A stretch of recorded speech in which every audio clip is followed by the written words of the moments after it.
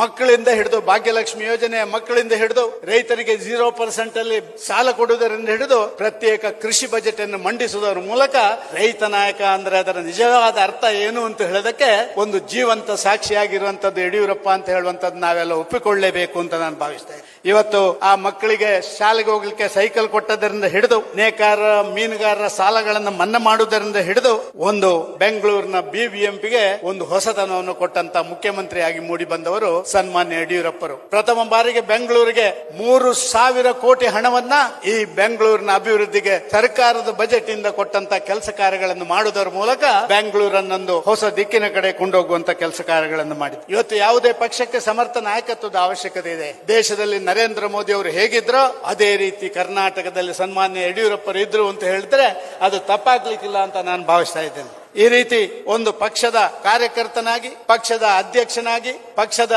ವತಿಯಿಂದ ಉಪಮುಖ್ಯಮಂತ್ರಿಯಾಗಿ, ಮುಖ್ಯಮಂತ್ರಿಯಾಗಿ, ಕೇಂದ್ರದಲ್ಲಿ ಲೋಕಸಭಾ ಸದಸ್ಯನಾಗಿ ನಮ್ಮ ರಾಷ್ಟ್ರೀಯ ಅತ್ಯುನ್ನತ ಆ ಪಾರ್ಲಿಮೆಂಟರಿ ಬೋರ್ಡ್ ನ ಸದಸ್ಯರಾಗಿ ಕೆಲಸ ಮಾಡಿದಂತ ಯಡಿಯೂರಪ್ಪರು ನಮಗೆಲ್ಲ ಅತ್ಯಂತ ಒಬ್ಬ ಆದರ್ಶ ವ್ಯಕ್ತಿ ಅಂತ ನಾವು ಭಾವಿಸ್ತಾ ಇದ್ದೇವೆ. ಈ ರೀತಿ ಅವರ ಎಲ್ಲ ಭಾಗಗಳಲ್ಲಿ ಕೂಡ ಯಡಿಯೂರಪ್ಪರಿಗೆ ಸರಿಸಾಟಿ ಯಡಿಯೂರಪ್ಪರ ಹೊರತು ಬೇರೆ ಯಾರನ್ನು ನಾವು ಕರ್ನಾಟಕದಲ್ಲಿ ಹೇಳಲಿಕ್ಕೆ ಸಾಧ್ಯ ಇಲ್ಲ ಅಂತ ನಾನು ಭಾವಿಸ್ತಾ ಇದ್ದೇನೆ.